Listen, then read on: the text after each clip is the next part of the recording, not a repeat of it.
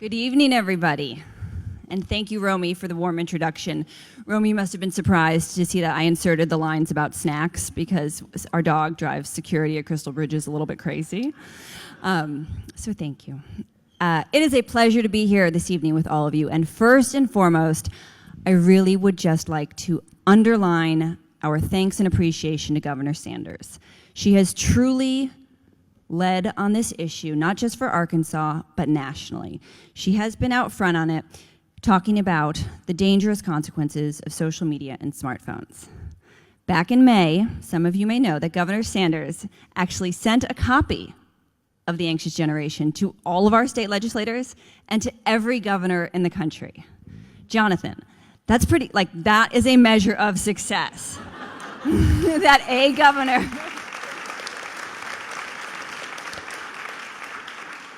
that's when you know it's working.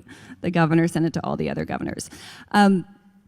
So to start, tonight, Jonathan, will you help us sort of set the stage of what is happening? There's this complete adolescent mental health crisis. I actually became first familiar with your work through The Coddling of the American Mind, which is also an excellent read about sort of the increasing intellectual fragility of students. And so could you start, please, by sort of introducing your background and how you came to write this book? Certainly. Well, thank you, Olivia. It's a great honor and pleasure to be here. What a beautiful room. I can't wait to see the rest of the museum. And to be here with a governor who, as Romy said, is acting boldly on one of the biggest problems facing our country. I believe it is the biggest problem facing our kids. So to set the stage, so I'm a social psychologist, and I study morality, and I wrote a book called The Coddling of the American Mind about this weird thing that we all noticed, all of us college professors noticed in 2014, 2015, which is that the students coming in were really different from anything we'd seen. I've been teaching since 1995, and all of a sudden the students coming in were anxious, fragile, depressed. They reacted as though books were threatening. They filled up our mental health centers, and this was all over the country. This wasn't a red-blue thing. It wasn't a coast versus, it was something national. And so Greg Lukianoff and I, my friend, we wrote a book on that, and we focused on overprotection. We're overprotecting our kids, we're coddling them. They need to be out. They need to be out doing mountain biking on lots of trails, I believe. Looking at you, Tom and Brian. And at the time, we just speculated, maybe social media had something to do with it because the timing, but we didn't really know. Well, I've been collecting data on youth mental health ever since, and what we see is catastrophic. That is, first, it's not just us. It's most of the Western world. It's all the English-speaking countries. And what you see when you look at the mental health stats, rates of depression, anxiety, self-harm, and suicide, you see not really much change from the late 90s through 2010 or so, 2011. And then all of a sudden, around 2012, 2013, it's as though somebody flicked on a light switch somewhere, and girls all over the Western world began cutting themselves, checking into psychiatric emergency wards, becoming depressed and anxious and thinking about suicide. And the suicide rate itself went up for preteen girls. It's up more than 100%. So we have a mental health catastrophe, and that's really what the book it begins with. And just very briefly, why did this happen? And once you see that it happened the same way, the same time, in Canada, the UK, Australia, New Zealand, Scandinavia, that rules out anything going on in America. It wasn't because of our politics. It wasn't because of school shootings like the Newtown massacre. It wasn't because of any of that. It was something, maybe it was a chemical in the water, maybe it was something in the air, or maybe it's because between 2010 and 2015, childhood around the Western world changed radically as the millennials, those of you born between 1980 and 1995, you probably had a flip phone when you were going through puberty. You used that phone to actually call people, because you could use that thing as a phone, or you could text, okay? And so the millennials turned out fine, a very creative generation.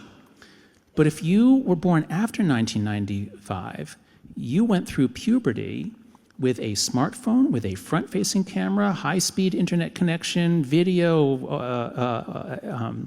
and you had Instagram. And this is especially devastating for girls.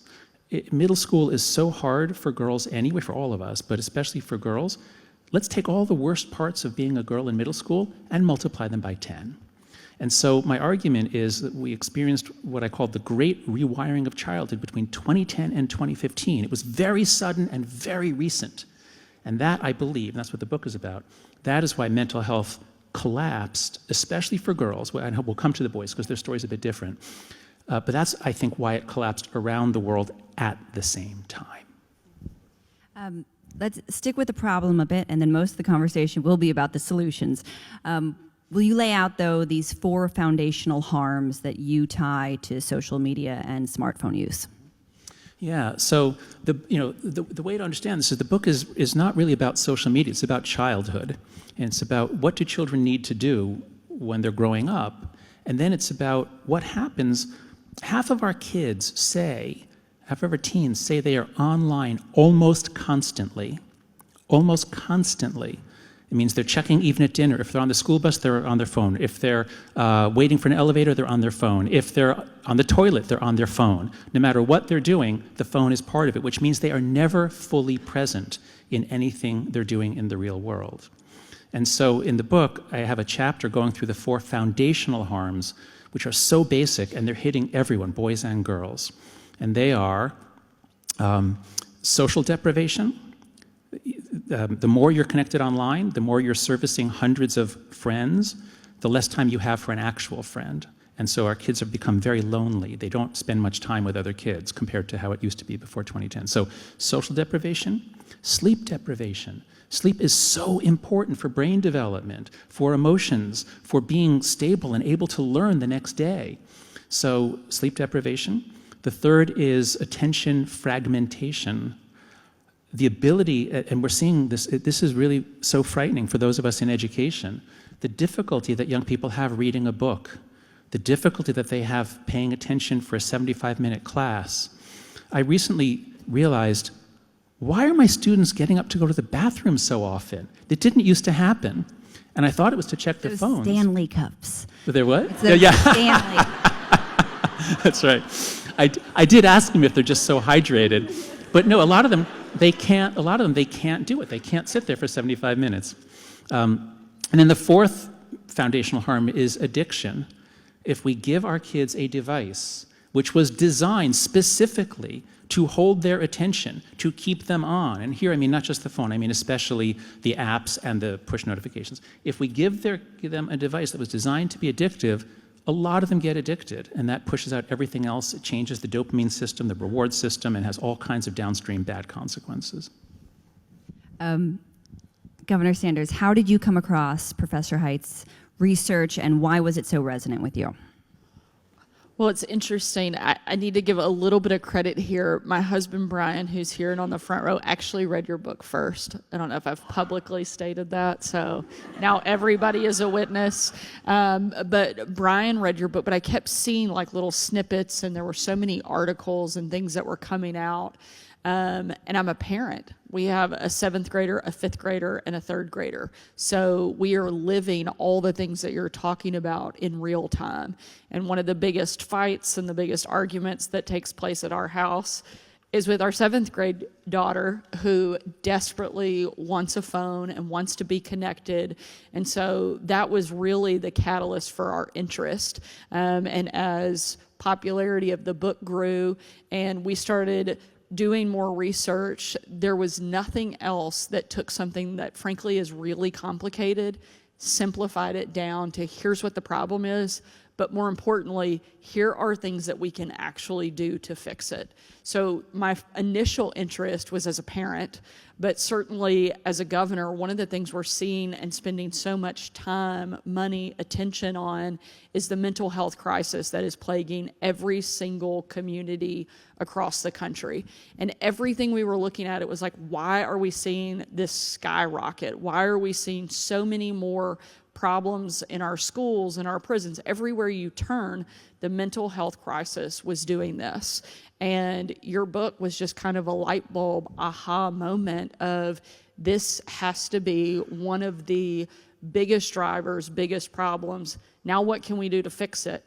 Well, you did that part for us too. So you laid out some things, and I think so often, certainly as a parent, and even in my role as governor, you look at this overwhelming problem and you're like, we don't even know where to start because it is so out of control, so big. And you gave us a great place of where we can start, of tangible things that we could do that would make a difference. So that's exactly what we did, is we went to work trying to implement some of the suggestions that you very clearly and perfectly laid out in your book. Actually, I'd like to add on a little bit about why Governor Sanders reacted that way. And I'm just guessing, but it might be because you are probably the only governor in the country with who's a mom of young children. There's a couple of us, but I was telling Olivia actually right before we walked up, and they were reading an introduction where they said I was the youngest governor in the country. Just a few days ago, our youngest was with me and heard that introduction of being the youngest governor in the country, and he turned to me, he said, "Mom, the other governors must be really old." I was like, "Thank you, George." And you should have Kids said say- they are, and some of them are too old. Yeah. Kids say the darndest thing. If I could just to follow up, the reason that I mentioned it is because something we've seen around the world is that when it's a man who's the head of a country or a state or something like that, it's often his wife who reads the book and says, as happened in South Australia. The reason Australia has passed this world-leading legislation is that the Premier of South Australia, his wife was reading the book in bed, and she turned to him and said, "Peter, you've got to read this book, and then you've got to do something." And we've heard the same thing from Greece, from a bunch of places. And the larger point is that what I've seen in talking about the book is that when fathers read it, they say, "Oh, wow, I really liked your book. You know, I see it in our kids." Whereas moms are like, "Thank you. Where do we go? What do we do? Let me sign up." I mean, there's been, like, I think mothers really felt it. They felt the kids being pulled away, slipping away, going into a dark place. I think mothers felt it even more than fathers did. And what we're seeing around the world is really a mom army arising to say enough is enough. Yeah. Well, So I think the other takeaway is that we need more moms in leadership. Is that? Hear, hear.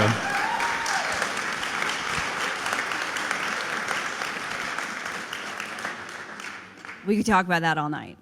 Excellent point. But I know that another reason it resonated so strongly with Governor Sanders, in addition to the fact that she's a mother and a woman, is that education matters so much to her. So Governor Sanders, what do you think are the implications of all this excessive smartphone use for education in our state? Well, one of the things that we did in Arkansas, we started a pilot program, and Secretary Jacob Oliva is here, who's been instrumental in helping us transform education. And we were talking, and we sat down with a group of superintendents. There were probably 25 from all areas of the state, and we were asking them about the mental health crisis that was taking place and what they were seeing and what changes have they noticed. And there was a resounding yes. And they were desperate for help and assistance. And so we left that meeting and we talked about it for a couple days, and we said, let's create a grant program that schools can voluntarily opt into, and the state will cover the cost of either the pouches or the lockers or whatever they decide is the best way for their school to go phone free, but we'll pay for it to happen. We think that we'll get a handful of responses. We had to immediately, within the first couple days, add money to the program because the response was so overwhelming. Within 6 weeks of launching that program, 75% of school districts in the state of Arkansas asked to participate. That shows what a desperation and what a hunger and what a need there was for us to do something different. On top of just adding in assistance to pay for the lockers or the pouches, we also added a telehealth, mental health coordinating fund so that schools could help those students who had already been so impacted by the overuse of smartphones and social media. And I think one of the most important pieces of our program, what we really wanted to see was a proof of concept. We wanted these schools to voluntarily opt in and then be able to go to other schools and districts and say, look what a difference it's making. So we partnered with the University of Arkansas, and we are tracking, and we'll have real data on the impact that removing these phones from schools is having. One of the high schools right here in Bentonville West High School, is a little bit ahead, as many of you will not be surprised by, and they started this program about a year ago. So they have already been tracking and have actual research and data showing the impact. And within 1 year, they saw a 51% decrease in drug usage from removing phones from the classroom. They saw a 57% decrease in the number of violent and verbal behavioral problems taking place in the classroom. Over 80% of teachers said that this was a transformational change and had a huge impact on student engagement. That's after 1 year, and that's only one school. So imagine the impact that this is going to have on the entire state now that we're implementing at such a large scale. I think it is probably one of the single best things that we're doing in Arkansas right now. I'm proud that we have the opportunity to be a leader, and Dr. Haidt was the reason that we added that research component. I talked to him and told him what we wanted to do, and he said, you have to track it. If you're going to implement the program, what a professor, right? I'm like, that's what we they have pay us this for. Great idea, and he's like, we need data. And so partnering with the University of Arkansas, I think will be so telling, but what it will really do is help encourage other states, other communities to take this on as well. And I think we're gonna see a lasting, lifelong impact on students here in Arkansas and around the country. If I could just add on to that, just to drive home the urgency of getting phone-free schools and for the whole school day, I want you to imagine this. The older people, if you're older, let's say than 40 even, just think back on when you were in schools. Imagine you were in middle school, let's say. You're sitting in a middle school classroom, and then they announce one day, you know what? You can bring in your television set. You can plug it in, put it on your desk. You can bring your walkie-talkie, your record player, a paint by nut, whatever you want. Bring it all in, put it on your desk. I mean, that's complete insanity, but that's what we've done. Gradually, it crept up on us. Gradually, our kids have the greatest entertainment and distraction device ever made in the history of humanity.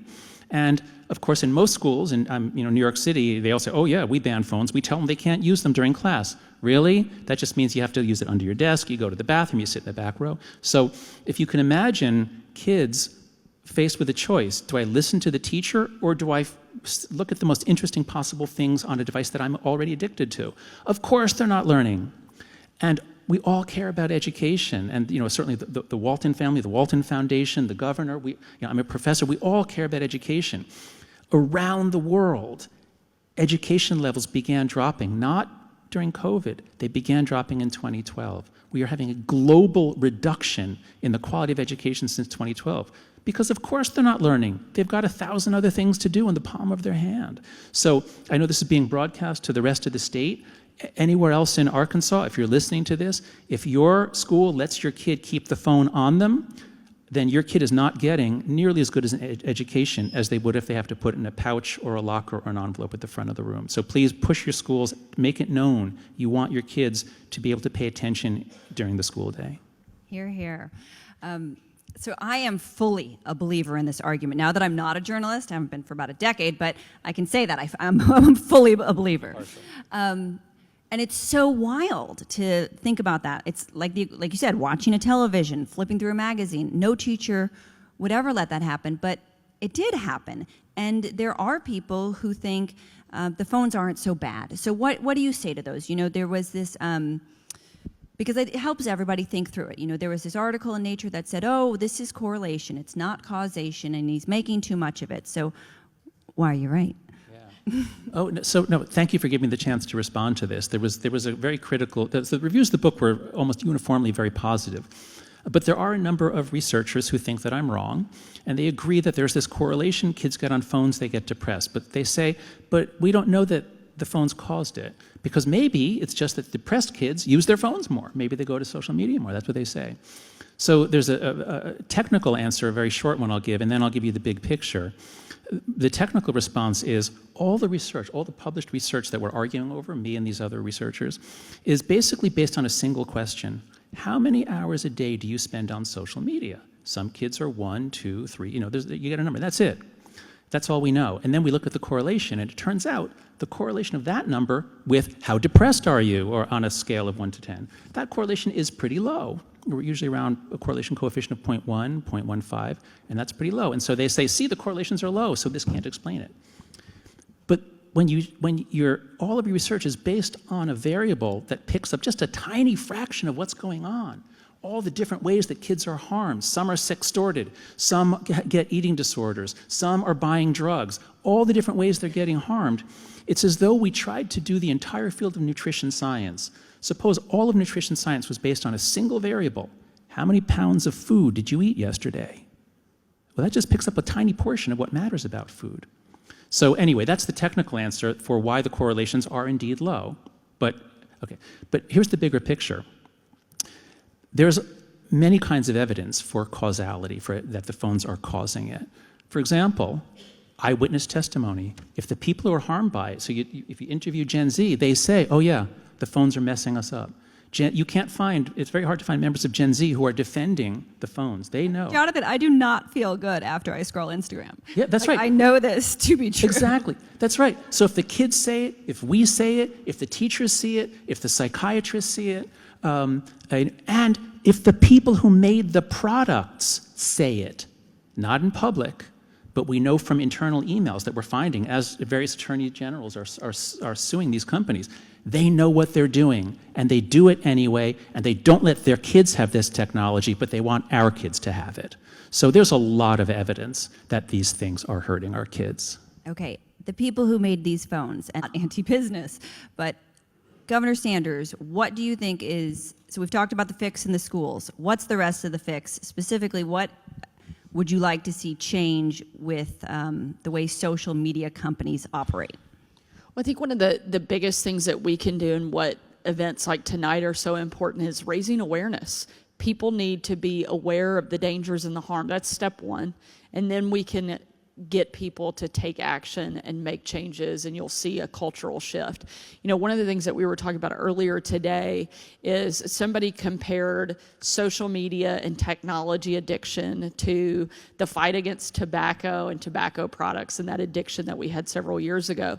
The biggest difference of those two fights and those two battles is at the very highest point of tobacco usage, you had about 37% of young people that were using tobacco products. Guess what percentage of young people are using social media? 91%. See the huge difference. It's impacting so many more of our kids, and we're doing so much less about it. One of the things that I think is so important, one, again, is raising that awareness. Then we can take and cause people to help collectively make that decision. It's one of the things you talk about a lot. One person is not going to individually change this. It will take collective action of people working together. This is not a political issue. This is not one state. This is an entire very big global issue that we're going to have to come together to address. But I think raising that awareness is a big, big piece of it. Here in Arkansas, we're trying to lead on that front. We passed legislation to require parental permission for kids under the age of 18 to have a social media account. We quickly ended up in court, but we're hopeful that that will go through. I feel like some days if we're not getting sued, we're not doing good things. So either that's true, or I just tell myself that to feel better because we're getting sued an awful lot. But I do think that forcing some of these social media companies to take a more active role in protecting our kids. You've helped lead the fight on federal legislation through CASA, and I think you should talk a little bit about what that looks like. But we have to start taking action now that we're seeing exactly what the dangers are, how far and wide it goes, and as both elected officials, as parents, working together collectively is going to be where we see the biggest difference. Yeah, so I'd like to just underline what the governor just said. Tobacco is biologically addictive, but it's not socially addictive. If one kid smokes or if 10 kids smoke, it doesn't force everyone else to smoke. But social media is biologically addictive for about 5, 10, 15% of kids do get biologically addicted. But it's socially addictive because once 10, 20% are on it and they're talking about you, well, now you have to be on it because you need to monitor what's happening with your reputation. And so this is a collective action problem. Many of us gave our kids phones when they were 10, 11, 12 years old. Why? Because they came to us with the magic formula. Mom, I'm the only one. That's it. That unlocks our heart. I'm being excluded. So we give in because it's a social dilemma. And that means the only way out is collective action. The only way out is doing it together. And a lot of this we can do without government help. Delaying, in the book I lay out 4 norms that we need to do. 1, no smartphone before high school. Let's just all make an agreement. We're going to give our kids only flip phones or phone watches. We're not going to give them this addiction device until they're in high school at the earliest. Parents may want to wait later, but let's have a norm. This is just not appropriate. Just like kids smoking is not appropriate now. I think kids with 10-year-olds with their own smartphone should become not appropriate. The second norm, no social media before 16. Now that one is hard to do as a norm, and that's one that we really do need government help, because we can't stop our kids from opening accounts. We can't stop them unless we keep them away from the entire internet, which we don't want to do and we can't do. So no social media till 16. We do need government help there, and Australia is leading the way. I'm hopeful, and several U.S. states have done it. The approach here of 18, but with parental permission below, that's fine too. Parents need help. We can't do this on our own. What did Australia do? Oh, Australia. So after the Premier of South Australia said, okay, we're going to look into this. He commissioned a report. Can this be done? How would you do it? How do you define social media? He did all the work that has to be done before you do legislation. And then the Premier of New South Wales agreed with it, said, we'll do it too. And once 2 states were doing it, Prime Minister Albanese said, well, let's do it nationally. And what they're doing is they're saying, in 1 year from now, you're going to have to be 16 to open an account, and it's the companies that have to do some sort of age verification. It's not going to be perfect, but they have to make an effort. Until now, they have worked as hard as they can to not know the age until you've signed up. And then, of course, they know everything about you. So.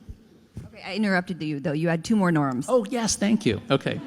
The third norm is phone-free schools, and this state is really a model of how to do it. You don't want to go in heavy-handed at first. You want to find out if it works, and if it works, then I think other states will be justified in saying, we're just doing it statewide, and some are already beginning to do it statewide.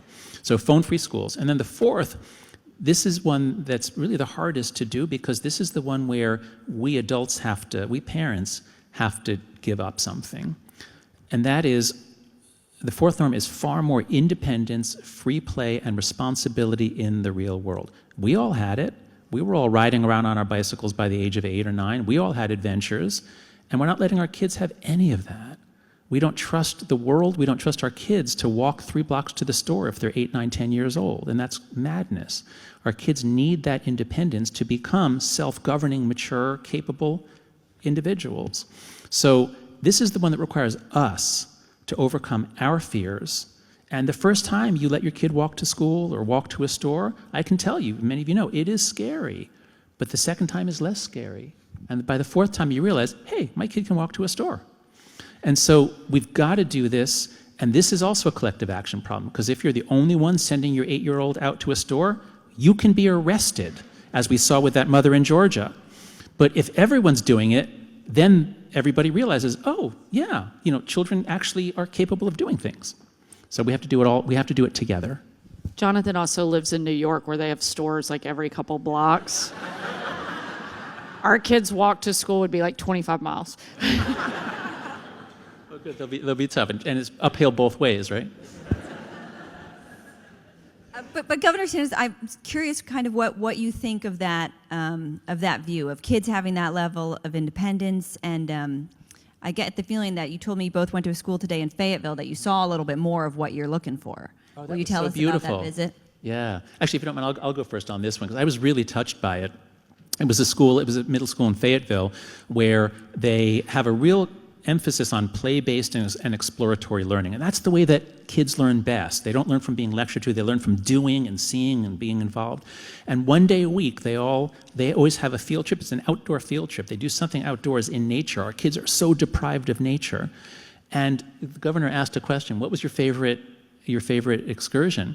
And a lot of them said, the water treatment plant, the sewage treatment plant. It was really cool for them. They learned, and these kids, they were so engaged, they were so well-spoken, They were so enthusiastic. And I was really feeling, my kids went to school in New York City, where, especially in high school, they don't even have a playground. There's no outdoor space. They're indoors the entire school day. And it's boring. And my kids didn't like school. And I was really envious, like, wow, this is the way to do it. I was pretty shocked too, because as governor, I've been to quite a few water treatment facilities, and none of them were nearly as interesting as this fifth grade class found it. But it was pretty miraculous to hear each one of their stories. The first classroom we went into was a geometry class, and they were building birdhouses in order to get the measurements and understand the different dimensions. And they're in groups, so they're learning teamwork, and it was very amazing to watch these kids participate in their class, and they were so excited to be there. Then the next class we went into, they were telling us about, the various stops to Devil's Den, the water treatment facility, and various locations around the region, and they were so excited. Not just that they went outside, but they actually learned things and were able to tell us about them. In fact, I made a blanket job offer to every kid in the classroom because they were so engaged, so well spoken, unlike most in a lot of the classes that we have the opportunity to go into around the state. These kids were ready and eager to learn and enjoyed it and were glad to be at school. And so you could just see the difference in that, and the more that we can open up that freedom, that independence. I'm lecturing myself right now because I'm a mom and I want to keep my kids close and not let them take on a lot of these adventures. I mean, when we were kids, I would imagine most everybody in this room, you got to play outside. In fact, we weren't allowed to come back in until it was either a mealtime or dark outside. And now our kids, we barely let them walk to the next door neighbor's house, much less go play all over the neighborhood independently. And so we actually turned out pretty decent. I mean, plus or minus a couple people, but the vast majority of our generation did and is doing great and thriving and has the ability to cope and deal with difficult situations and have conversations and look people in the eye, things that the generation coming behind us are incapable of doing. And so if we don't break this cycle, if we don't force things to change and be different, I think we are going to truly punish our kids and our grandkids, and it's going to have a lasting impact if we don't do something different. In 2012, Crystal Bridges conducted research on the impact of a single museum visit, which revealed that students not only gain knowledge, but demonstrate improved critical thinking, empathy, and historical understanding.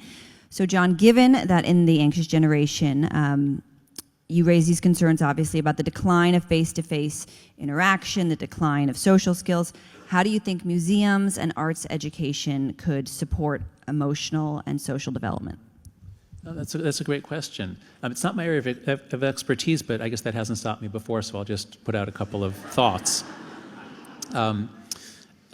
So first, the idea of sitting and just taking stuff in is just really hard for all of us, except for you. You guys are doing a great job. But for kids, it's really hard, and it's even harder for boys. Boys are more rambunctious, they need to run around more. And what we've done since the 80s is we said, the most important thing is math and English scores and science scores, and so the point of school is to raise those, and let's reduce recess, lengthen the school year. And this has been especially hard on boys, and this is part of the reason why boys are disengaging. They're not graduating from high school as much, they're not graduating from college as much, they're dropping out. And so anything you do that just varies it, just don't make education being about sitting in a chair all day long. And so varying the way that you're learning is fantastic. And being out with a group, not sitting there trying to listen to the teacher or pretend you are while you're on your phone. So being in groups and talking and just shaking things up it's just much more about the natural way of learning. I was really trying to drive this conversation to a beautiful endpoint to Governor Sanders on arts education, but then I have to interrupt you again. The boys question. That is so interesting. Our cousin Carrie Walton Penner was telling us, thanks to Romy and the education team, that maybe they heard it from you, these really interesting stats about how, we hear a lot about how anxious teenage girls are, and it's terrible, and we know it to be true. but that maybe we're just not measuring boys' anxiety the right way. You know, maybe the question is not, were you anxious last week, but did you get in a fight last week? Tell us a little bit about your view of how this is all showing up differently in boys versus girls. Sure. So when I started writing the book in 2021, 2022, I had it pretty clear in my mind what's the relationship between social media and depression in girls. The data is very clear that there's a link there. The links are weaker for boys. And so I started writing the book, and I had a lot to say about girls, but I didn't know when I started the book what was going on with boys. One possibility is they're not doing as badly. This is really a girl thing primarily. That was a possibility, but that is not true at all. Where the key insight was that if we just look at depression and anxiety, the girls have it worse. And when we look but if we look at overall engagement and development, the boys have it worse. And so if we check in on the kids at the age of 14, what we see, all the stats show this, the girls are doing much worse, much more anxious, depressed, they think about suicide more, they make more attempts, although the boys have more completed suicides, which is extremely serious. But if we look at them at 14, the girls are miserable, a lot of them, half of them, and the boys are having great fun on video games and porn. They watch a lot of porn and play a lot of video games, and they enjoy both of those activities. But the more they enjoy those, the more their brain gets dependent on quick dopamine, the more it's hard for them to pay attention to anything that isn't porn or video games, like school. And so boys are increasingly bored, increasingly unable to pay attention. They don't have adventure, they don't have risk. In a video game, you're pretending to have a knife fight, but there's no actual skill being developed. So my point is, if we check in on our kids at 28, which is what the oldest members of Gen Z are, what we see is that actually it's the boys who are doing worse. They're much more likely to have not graduated high school or not graduated college, much more likely to be living at home with their parents, more likely to become they're sort of like selecting out of life. And this is a catastrophe to lose so many of our boys. Well, now my next question really makes no sense, so let's just stick with Governor Sanders. It's so compelling and feels so urgent. What was the reaction from the legislators and partners that you work with to try to move some of this stuff forward? It's amazing that we've had such broad support and so many people. I got a lot of personal handwritten notes from governors around the country, both Democrats and Republicans, thanking me for sending the book, raising awareness. And several of them had already read the book and gave the copy I sent to somebody else. And many had never heard of it and weren't paying attention to it. And now I don't think there is, certainly not a governor and probably most elected officials around the country who haven't heard of this issue and aren't plugged in and starting to pay attention and look for solutions. And I think because we're all feeling the impact of it, we can see it in our day-to-day lives. Everywhere you turn, you're seeing the impact of what's happening. And you would have to live under a rock and not know that this is taking place. And so I think there is a great deal of broad support. I think the biggest piece is so many people don't know where to start. And so that's why I think what you laid out was so important, because it gives all of us a starting place and something to look at that we can say, we can accomplish this. And so working together to help get more people on board with some of the solutions you laid out, I think is really important. Mm-hmm. Yeah. So I'd like to just build on that, but make two points. The first is, as the governor said, we all see it. One of the main criticisms for the psychologists who debate with me, they say, oh, this is just a moral division in video games and comic books and novels 200 years ago. This is just another moral panic about kids these days. No, it's not. With comic books, the kids weren't saying, please, get us off these comic books. Those were media-driven moral panics about events that largely didn't happen. This is something we all see with our own eyes. And so this is really, really different. And that brings me to the second point, which is because we all see it with our own eyes, this issue is the most bipartisan major issue we face. And COSA, so we brought up COSA before, so I'm glad to have just a moment about that. The Kids Online Safety Act. It's the first piece of legislation that America might pass ever to protect children We made some mistakes in the 90s setting up the internet with no guardrails. Congress has done nothing at all to protect children online, zero. This one actually could pass, and it passed the Senate 91-3. It was totally bipartisan all the way through, years of work by legislators on both sides. It's a great bill in the Senate. It moves on to the House, where there would be strong support for it if it would come up for a vote, but the House leadership is sitting on it. They're blocking it. I suspect that there's influence from the tech companies. We know that they're working very hard behind the scenes to tell one set of lies to the left and a different set of lies to the right. COSA, the Kids Online Safety Act, is a very simple measure. It doesn't have any ramifications for free speech. It doesn't tell anyone they can't say anything. It just says the companies can't send our kids content that promotes suicide and eating disorders and a few other topics. So if we can't pass COSA, then it's discouraging, because it means that at least at the congressional level, we can't do anything to protect kids. Now, thank God we have, in our country, states are so important, so we can do this as a patchwork of states, but what we really need ultimately is to do it nationally. Elon Musk, if you're listening, you're all about efficiency. Boy, would it be efficient to just do this nationally rather than having to fight this over and over again about every detail in all 50 states. For a digital workforce to work in the world, here's my plea to you. Let them develop their prefrontal cortex first. Let them develop the ability to pay attention first. You know, kids are going to be in a world where there's drugs and alcohol. Do we say, well, it's important to start them early. They need to get to know it. So there is, if we keep phones out of schools, let's do what the tech founders do, the people who make this stuff. Let's do what they do. A lot of them send their kids to the Waldorf school, which has zero technology, absolute zero, except for a computer room. In the computer room, there are computers. And if you want the kids to learn to use computers, let them use computers. But if you give them a phone, they're not going to learn anything. It's almost all entertainment. It's almost all TikTok and Instagram and YouTube. So I don't buy the idea that we need to give it to them early. No, we need to let them develop the ability to pay attention early. That is the foundation of everything else that they're going to do in their lives. Governor Sanders, do you have anything you want to add to that?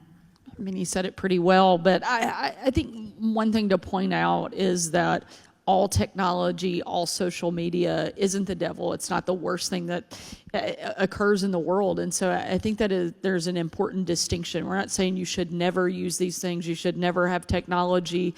You shouldn't know how to operate a computer. We're saying we shouldn't unleash children with things they're incapable of dealing with. The same way, and you made the point, you wouldn't give them a beer, you wouldn't send them off into the military until they're capable of making decisions about how to confront what they're taking in. And that's exactly the point here. We're not saying you should never use it and it can't be a very useful tool in many ways, but we have to limit and not just blow the doors open wide and give kids access to something they simply aren't prepared for and don't know how to use. This question is for Jonathan. What has been the single most effective change you've made to help your college students? Helping them regain their attention. I teach a course at NYU Stern called Flourishing. It's 35 undergrads. I insist on it having it be all freshmen and sophomores. I want to get them early. And what I've learned is that most of them have given up all of their attention. Every moment when there's a gap, they're on their phones. I work on their morning and evening routines. What's the first thing you do when you open your eyes? Answer, check your phone. That's before anything else for almost all of them. What's the last thing you do before you close your eyes at night? Check your phone. What do you do in between? Check your phone. And so some of them say they're under a lot of pressure, there's a lot of stress, there's a lot of work, but they're spending 3 to 5 hours a day on entertainment on their phone because it's so addictive. And so what I do on the first day of class is I say, let's look at your notifications. How many are you getting? How many interruptions are you getting? Let's shut off almost all your apps, shut off almost all the notifications. And many of them, so they all do that. And then I check a couple weeks later, did you miss anything? Were there any problems? No. It turns out they didn't miss anything. Do you feel a little more present? Do you feel like you have more time? And most of them say yes. Some of them get back 3 to 5 hours a day. And suddenly, it's not just that they have the time to do the homework, they have the focus. So everything starts with regaining your attention. If we want to work on mental health, if we want to work on almost anything, and we have kids who can't even pay attention to something, then you're not going to make much progress on anything else. This is something I think that the medical community needs to really, really incorporate, especially mental health. If you've got a kid who's suicidal, if you've got a kid who's depressed, whatever it is, start by asking them about their digital habits. Because if they're spending all their time on Instagram or TikTok, you can't do very much for them until you get them off of that. Do you know the work of Dr. Elisa Pressman? She has that book, Raising Good Humans. Oh, okay. She says something about anxiety. It says sort of one of the big reframes is you have to let the outside world in. Yeah. You know, the solution is not to kind of look inward. It's more relationship, more connection, more helping people in your community, and the shrinking of self that comes from that. And when you're in your phone, it's just a kind of self-fulfilling cycle of attention inward. Marissa. We have one last question, but before I ask it, just a reminder to our audience that there'll be a book signing after the talk. It'll be immediately to the left of the stage. So, final question for both the governor and Jonathan Haidt. What gives you hope? Want to go first? Sure. Happy to jump in. You know, when you're talking about a topic like this that is so heavy and feels very dark and depressing, it's easy to get lost in that. For me, what gives me hope, there are a lot of things. Number one is no matter what terrible things are happening within the community, within the state, within the country, I still get to wake up every single day and live in the best country that the world has ever known. And that is an incredible thing that should give every single one of us hope, because no matter how hard some things are here, it's 10 times harder in a lot of places all over the globe. And so one of the things that I love is that I get to live in the greatest country on the face of the planet. I still get to enjoy the freedom to make decisions about how I raise my kids, what church I go to, and how I live my life. And a lot of people don't have that. One of the other things that gives me hope, I'm a person of deep faith. It's not something I apologize for or hide from, and so that is something that even on the darkest, most difficult days, I have hope in that, because ultimately I know how the story ends, and so for me it's very simple. I get to be an American, I get to be a Christian, I get to be an Arkansan, and those are all things that give me hope every single day, even when we have so many difficult challenges facing us. Well, hear, hear.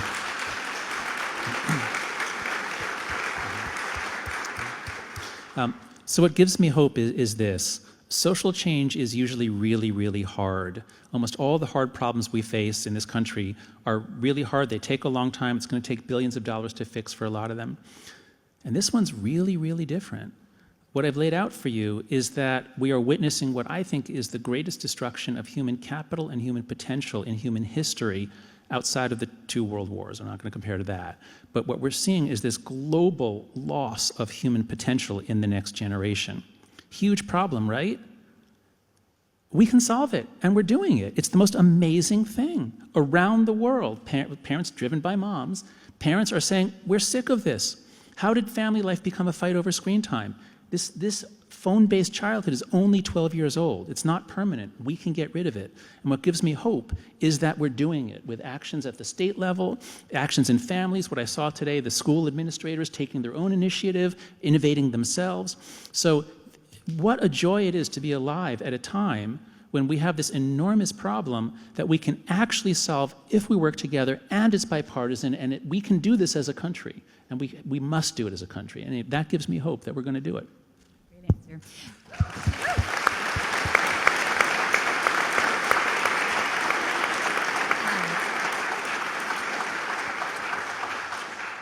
One closing thought from both of you in that spirit of action. If there was one takeaway, one call that you'd like to make to everyone here tonight or watching as voters, as parents, is it never let the phone in their bedroom alone?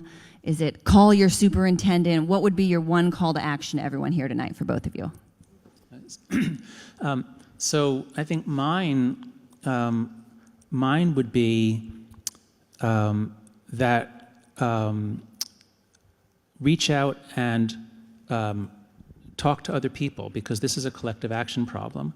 So we're building a movement. If you go to anxiousgeneration.com, we're finding so many people want to contribute, artists, musicians. People really care about this. Almost every parent cares about this.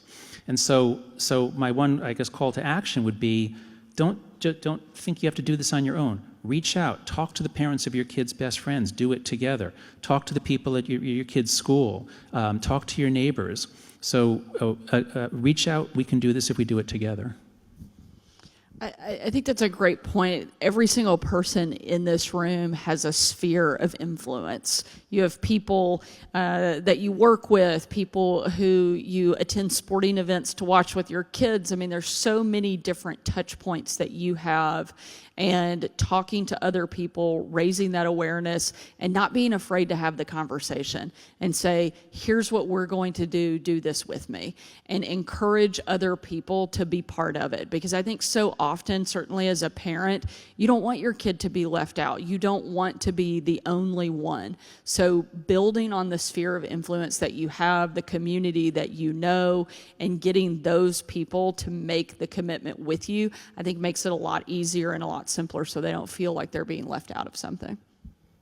Governor Sanders, Professor Haidt, thank you so much for taking the time to be with us here tonight. Thank you.